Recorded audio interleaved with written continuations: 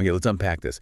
Think about those Hollywood legends, Yeah. right? Those cautionary tales. Films that were meant to be huge, these guaranteed blockbusters, but instead, they kind of became infamous. Chaotic productions, crazy budgets. Yeah, just spiraling out of control. Exactly. And maybe you've seen the recent buzz, a director talking about maybe revisiting a pretty controversial movie world, storing things up again. Right. Always happens. So today we're diving deep into one of those exact films, a movie that, let's be honest, many of you probably remember as just this colossal box office bomb, a real symbol of Hollywood excess, maybe even hubris. Kevin Costner's Waterworld. Ah, Waterworld. I mean, here's the thing. Was it really the total disaster everyone said it was? Yeah. And what is its legacy? Like, decades later, tell us about how these projects actually evolve. Yeah. From the first idea to the reception, maybe even to, reboots. Well, what's really fascinating here, and this is something for you, the learner, to really latch onto, is how the whole story around Waterworld has just shifted so dramatically over time. It's like this perfect case study, almost archetypal, of just how unpredictable making movies actually is. It covers everything, right? From the huge, sometimes totally absurd production problems to how audiences really felt about it, unfiltered. And even, this is wild, the strange science behind how movie reviews can sometimes predict success or failure in ways you just wouldn't expect. That's counterintuitive stuff. Totally. And we'll definitely connect Waterworld's whole wild ride to, broader trends in the industry. Think about pre-release hype, media narratives, how powerful they are, and what it all means for projects now, like that Waterworld TV series people keep talking about. Which might not even be happening. Exactly. Or like what's going on with that Portal movie everyone wants. So to guide us through this whole tangled story, we've pulled together a pretty solid stack of sources for this deep dive. Good stuff. Yeah, we've got recent interviews with directors shedding light on what might be next, exhaustive, like really detailed behind-the-scenes accounts of the original Waterworld shoot, notorious stuff, detailed analysis of its real box office performance, not just the headlines, and even some academic research on film reviews and, their often surprising influence. Okay. So yeah, this is going to be quite a journey, one that really challenges the usual ideas about what makes a Hollywood success or failure. All right, let's set sail then. And this is going to be a wild one, maybe a bit perilous. When Waterworld first landed in '95, it just arrived under this cloud, this almost mythical aura of disaster, right? Completely. Headlines screaming about the budget, the drama behind the scenes, long before most people even saw a single frame. But to really get it, we need to go back, way back, to the beginning. Started. The initial idea for Waterworld, it was actually really different from the big, serious epic we ended up with. Can you believe it was first thought of not as some gritty sci-fi thing, but as a children's adventure film? A kid's movie? Seriously? Yeah, like a kiddie version of this post-apocalyptic world. Polar ice caps melted, everyone living on the ocean. Wow. That's quite a shift. I mean, the screenwriter, Peter Rader, our sources say he first wrote it as basically Mad Max on water. A straight knockoff. Okay, that makes more sense. Apparently, a producer suggested that tone. Thought it'd be an easier sell in Hollywood back then, get the funding. And the early vision, from what we can piece together, was much more, campy. Playful, almost. How so? Get this. The Mariner, Costner's character.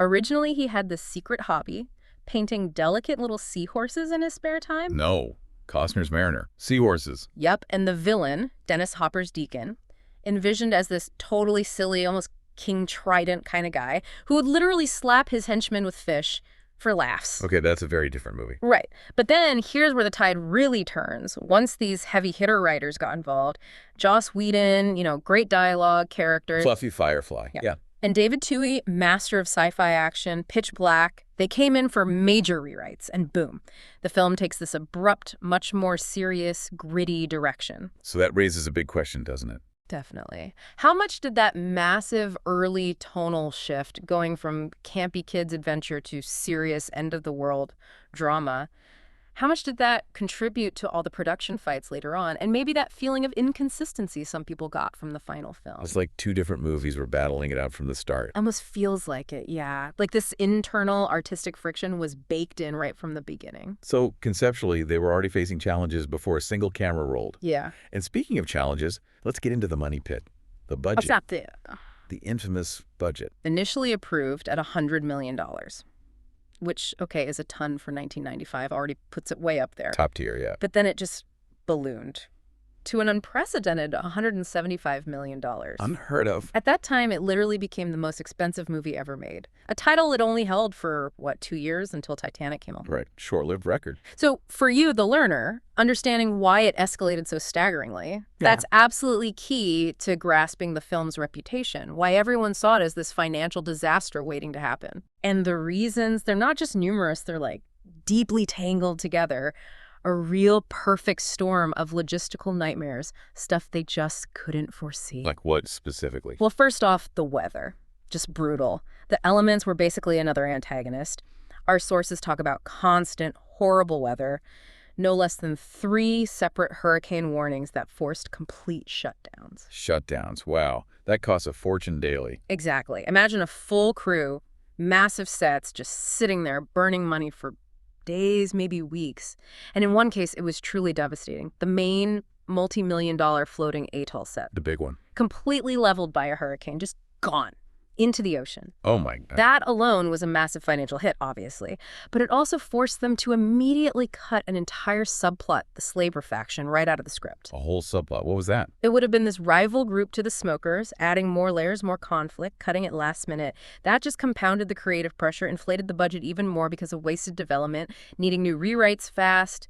It was chaos. I've heard stories about that set going down. It's just, you build this incredibly expensive, complex thing, and then nature just erases it overnight. I can't imagine watching millions just vanish like that. It had to be soul-crushing. What did that do to morale? I mean, beyond the money, how did that hit the production?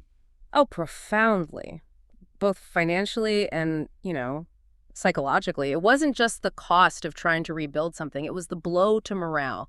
Losing all that time, totally wrecking the schedule. And that's before you even factor in just filming on the water itself. Exactly. Yeah. Which is inherently agonizingly difficult.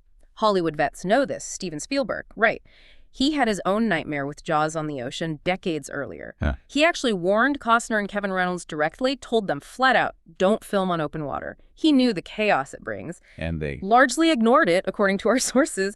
They were just so committed to this vision, this gritty and realistic world, an ocean shoot was deemed essential for authenticity. admirable, maybe. But it led to massive, unpredictable delays, constant logistical problems that were way beyond what even modern CGI could fix easily. The original schedule was like 96 days. Yeah. It ended up stretching to a massive 157 days. Wow. Every extra day just bleeds millions. Crew, equipment, housing, food, salaries. It all just compounds. Thinking about it now, with all the tech we have, it's easy to think, oh, CGI could fix that. But for you, the learner, it raises that interesting trade-off question. Right? Totally. What might they have gained with CGI efficiency, cost savings? But maybe more importantly, what did they get? Because they stuck to practical effects, even with the huge cost. Yeah. That real feel, the tangible sets, the actual water, the danger. You don't always get that digitally. It's such a crucial point. That balance between practical and digital is always shifting. And yeah, modern CGI could absolutely have eased a lot of those specific headaches today. The set destruction, filming on open water. But what you almost certainly would have lost is that raw, visceral realism that really makes Waterworld visually distinct. That commitment to doing it in camera, building those massive practical sets, as we'll talk about later, that's ironically become one of its biggest strengths over time. Right. It makes it stand out from other movies of that era that relied on, frankly, painfully dated early CGI. But that commitment, it came at an astronomical price, financially and in terms of just the tension on set. It pushed everyone to the absolute limit. And beyond the costs and the logistics, the sets themselves were battlegrounds. Yeah. Which brings us to maybe the most infamous part of the Waterworld story. The conflicts, the near disasters. The dueling Kevins. Exactly. The legendary dueling Kevin saga. Kevin Costner, star and producer, and the director Kevin Reynolds. Apparently, it was just constant friction. Daily drama. Their creative differences, personalities clashing. Right. It got so bad, Reynolds reportedly just walked off the film during post-production. Left Costner to basically take over the editing himself. And they had history, right? Yeah, this wasn't new. They'd clashed on Robin Hood, Prince of Thieves before this. Apparently, Reynolds was hesitant to even do Waterworld because of it. Didn't he say something like, Costner should only star in movies he directs himself? Yeah, something like that. Yeah. Which tells you just how bad it got. And that kind of fight over the final cut, especially with the star involved, that can completely change a film's pace, its story, its whole feel. Oh, absolutely. That interpersonal drama was just this corrosive thing running through the whole production. And it wasn't just arguments. The film was literally plagued by these harrowing, life-threatening accidents. Like what? Kevin Costner himself nearly died, caught in a violent squall, trapped and underwater while strapped to the mast of his trimaran. Seriously, tied down. Yeah, imagine that. Star of the movie, tied down, can't breathe, storm raging, terrifying. His main stunt double got carried way out to sea by currents, needed a big rescue. Oh, wow. A bunch of extras nearly drowned during some crowd scenes. Suggests maybe safety wasn't always the top priority in the rush. Sounds like it. And another scary one. A stunt coordinator got severe compression sickness, the bends, shooting an underwater scene, had to be emergency airlifted to a hospital in Honolulu. These weren't just minor things then. No. These were genuinely life-threatening incidents. Added huge pressure, more delays, massive costs onto a production that was already drowning in problems. And the scale of the sets. Yeah. The main atoll, the stories are just nuts. Mind-boggling. The floating atoll set, yeah. A quarter-mile around. Weighed over 1,000 tons. That's 2 million pounds. Unreal. Cost around $22 million just for the set, which, rumor has it, was about what Costner personally invested in the film, too. Wow. And get this. Building, it took literally every piece of available steel in Hawaii at the time. They had to fly more in from California at huge expense. Just the logistics are insane. But here's a detail for you, the learner. That's kind of mundane, but really shows the impact. Neither the huge atoll nor any of the, 30 boats in the film had bathrooms. No bathrooms. Nope. Can you imagine? They had to constantly stop filming, sometimes for hours, just to ferry people back and forth to a support ship to use the toilet. That's adding insult to injury when your multi-million-dollar set just sank. It's those kinds of details, right? Seemingly small but deeply human logistical things that really highlight the immense, unique, often just absurd challenges they faced. That obsessive quest for realism, pushing onto the ocean, building those giant practical sets, it was a punishing double-edged sword. Made for great visuals, but simultaneously created this environment just full of constant headaches, intense fights, and real physical danger. The sheer scale of it all, the drama, the literal sinking sets, it honestly sounds like a movie plot itself. Whoa. And for you, the learner, you have to see how that kind of crazy behind-the-scenes chaos casts this long shadow. It influences how people see the movie before it even comes out. It primes the audience for that disaster narrative. sets the stage for failure. Exactly. Hollywood's biggest bombs often begin with a production so chaotic it eclipses the film itself, shaping public perception long before opening night. And Waterworld just couldn't escape that initial story of chaos. So, okay, all that chaos, the insane costs, you'd think the box office story would be pretty simple, right? Yeah. Clear-cut failure. Seems like it should be. Let's look at the actual numbers. Waterworld opens domestically, $21.171 million opening weekend. Domestic total ends up at $88.246 million. International adds another $176 million. So worldwide total, $264 million. Okay. Now, on the surface, compared to that budget, those numbers might scream bomb. But when we wade into the murky waters of Hollywood accounting, what else is going on? Is it more complicated? Oh, it's way more complicated than just gross versus budget. If we connect this to the bigger picture, you really need to understand how Hollywood finances actually work, the accounting tricks. Right. So the production budget was $175 million, unprecedented then. But the total cost, when you add in marketing, global distribution, all that, it swelled to around $235 million. Okay, $235 million total cost. Now, here's the key bit people often miss. Studios usually only keep about half the box office money. The other 50% goes to the theaters. Exhibitor split, yeah. So just to break even from theaters alone, a film usually needs to make at least double its production budget, maybe even triple when you factor in marketing properly. By that math. By that standard industry rule of thumb, Waterworld's theatrical loss was huge, estimated at around $103 million in the red, just from theaters. Wow. So even making $264 million worldwide, which sounds pretty decent. Yeah. It was still a theatrical bomb because the total cost was just so astronomical, plus that 50-50 split. Exactly. It's a brutal reality check. Movie making isn't just about big opening weekends. The real economics are tough. Puts it in perspective. Absolutely. And then, just to make it even murkier, our sources talk about some seriously tricksy Hollywood accounting going on. Oh, really? Yeah. At the time, Universal's parent company, MCA, was being bought by Seagram. Huge corporate deal. And amidst all that shuffling of debt and assets, some Universal execs apparently used internal accountant methods to claim the movie only cost the studio a net of $12 million, basically spinning it so it looked like it would actually turn a profit on their books. $12 million. How? It's that kind of internal financial maneuvering, optimizing tax liabilities, corporate balance sheets. It really clouds the issue of what's a bomb publicly versus how it looks internally, shows you how opaque Hollywood finances can be. No wonder the media just had a field day.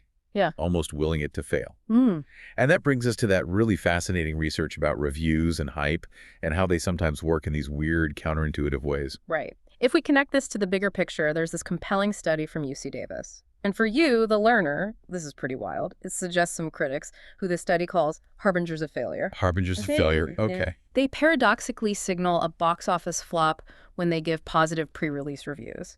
And conversely, they predict a hit with negative reviews. Wait, positive reviews mean flop, negative mean hit.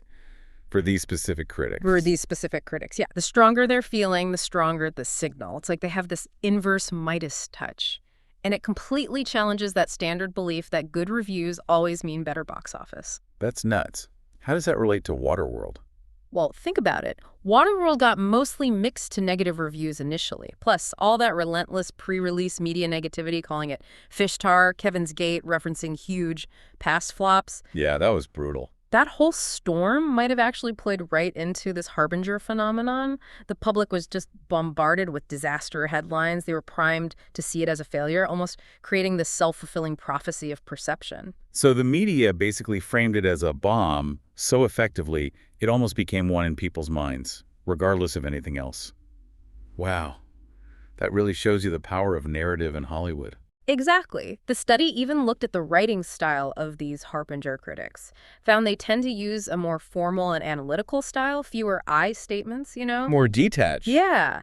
And that detached, seemingly objective tone, especially from top critics, might have accidentally swayed people, creating this sense of authoritative judgment that weirdly pointed away from traditional success. It really messes with the simple idea that good reviews equals good box office. It's way more complex. Fascinating stuff. But okay, here's the plot twist. The part that really changes the Waterworld story. Right. Despite that initial, very public theatrical loss, it eventually made money. It became profitable. Against all odds. And for you, the learner, this is such a key insight.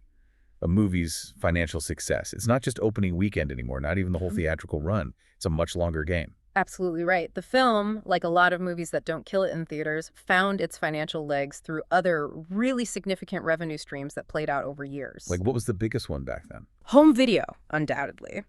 Especially in the mid-90s, the VHS market was huge. Then DVDs came along.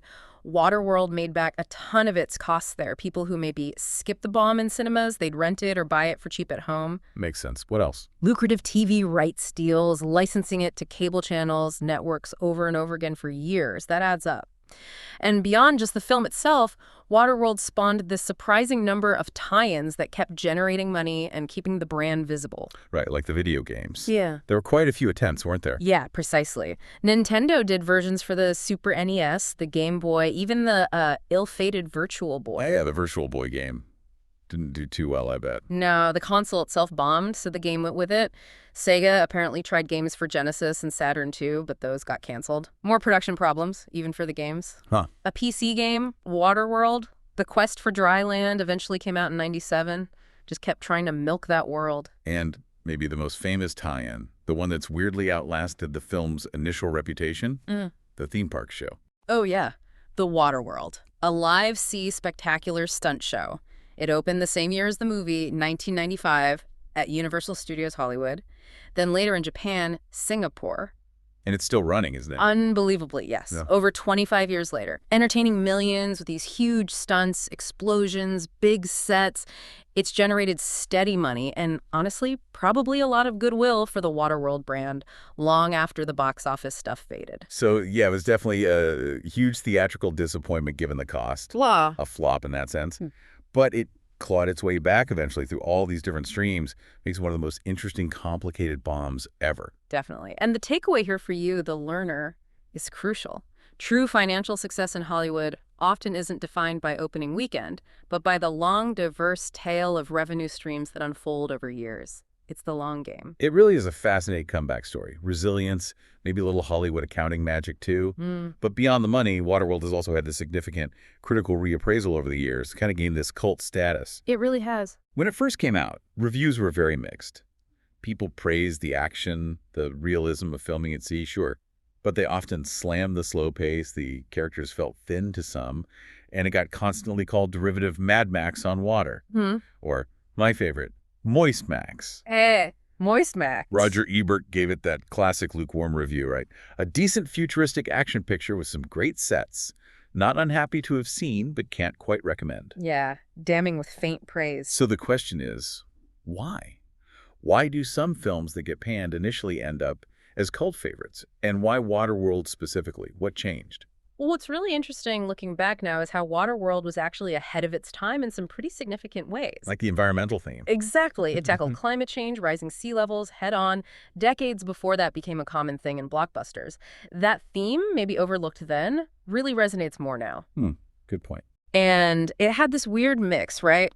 High concept, B-movie plot, but done with this absolutely massive A-list budget and star. A decade later, maybe it fits better alongside something like Reign of Fire or the first Pirates movie. Yeah, different landscape. Or even later, it's huge world building, that sheer ambition. It feels more like Maze Runner or Snowpiercer now, films praised for exactly that kind of scale. It just wasn't what audiences were quite ready for in '95. They were still used to more grounded action like Lethal Weapon or Die Hard. Those kind of out of sync. Sort of swimming against the tide, you could say, which makes it really interesting to reevaluate now, especially when you consider the longer version. Right, the extended cuts. That's another huge part of its legacy changing. The Ulysses cut.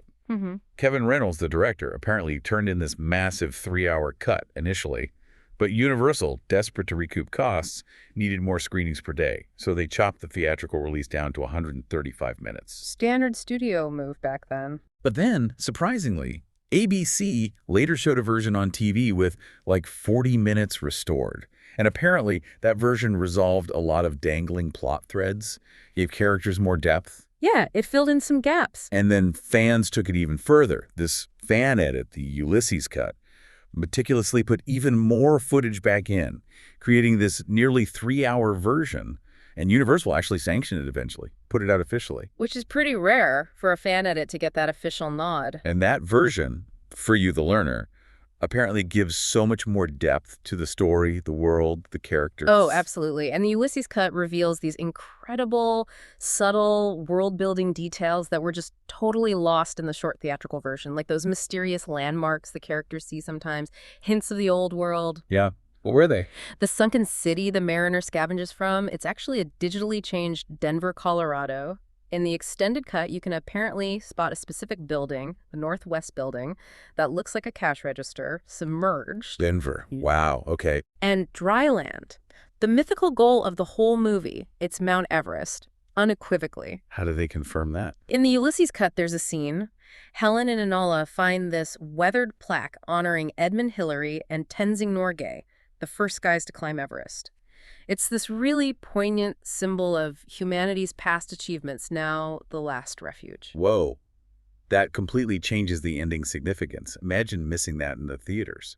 Yeah. It really makes you wonder what else gets cut for time or whatever, and how much it changes how we see a film. Totally. Those hidden clues definitely add to its cult appeal now, give it that extra layer. And beyond the longer cuts, its appeal today also comes from something maybe unexpected. The practical effects. Yes. That timeless quality it has. A lot of that comes from their relentless quest for realism. Yeah. Doing as much as possible in camera. Unlike other 90s films. Exactly. Think about other big movies from the mid-90s. So many are filled with what just looks like painfully dated early CGI now. Effects that are distracting, unrealistic. Yeah, some really haven't aged well. But Waterworld, because they relied on those huge, real, practical sets, the detailed costumes, the props, those genuinely death-defying stunts, it makes it stand out, then and now. The trimarans, the atoll, the explosions. All that tangible stuff.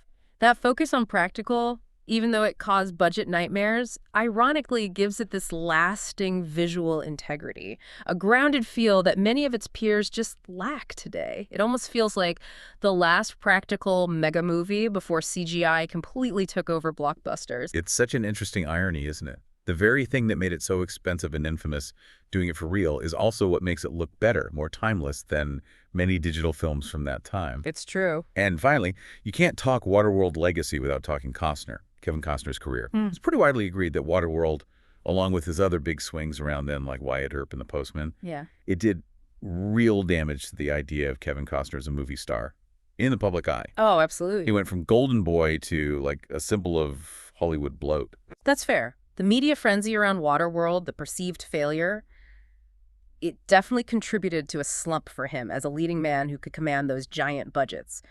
But for you, the learner, Costner's had this truly remarkable second act, right? Damn fine. Shows real adaptability, longevity. He found new success as this viable added value element in ensembles.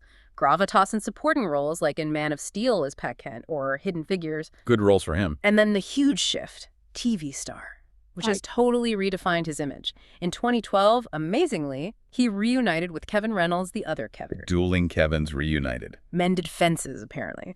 For the miniseries Hatfields and McCoys, huge hit for the History Channel. And then, of course, Yellowstone. Massive.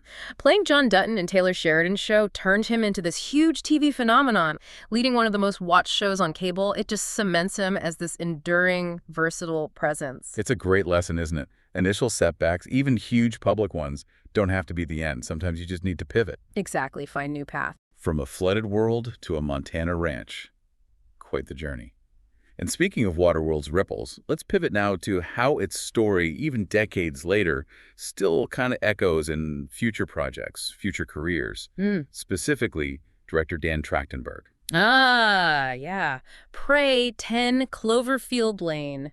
Great director. He was recently linked to that rumored Waterworld TV series, which is just a fascinating example of how a film's legacy, even a controversial one, can spark new ideas, even if they don't actually happen. Right. Reports flew back in 2021 saying Trachtenberg was definitely doing a Waterworld sequel series for streaming. I remember that buzz. But he clarified recently in an interview, said those reports were a little premature, his words. He emphasized it never really even was a definite greenlit project. So just talk. Seems like it. He did say he loves Waterworld so much and actually wanted to sequelize it as a video game, which is interesting. Ah, a game sequel. But yeah, it sounds like early conversations just got misinterpreted as announcements. He called it a classic case of Hollywood's takeameeting.com thing. Huh.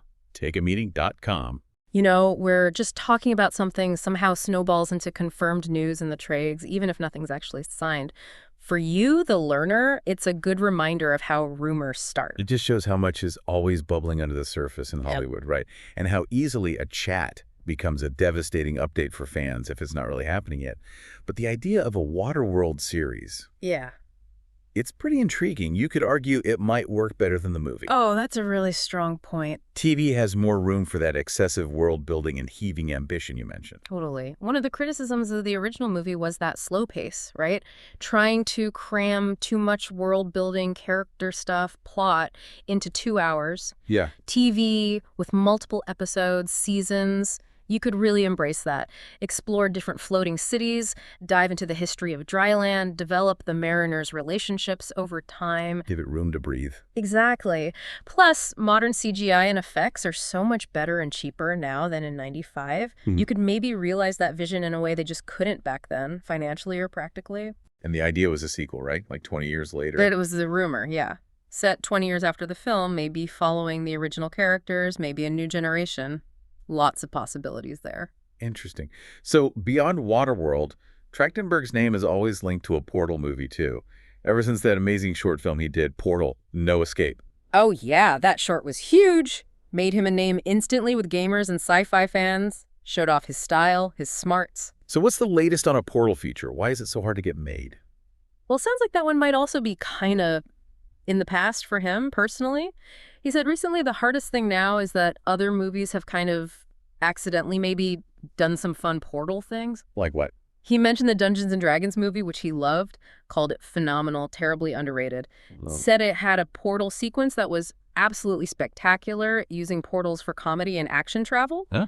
Okay. And even Disney's Lilo and Stitch, he said, just did some fun portal things as well with its alien tech. So he feels like approaching the core game concept now.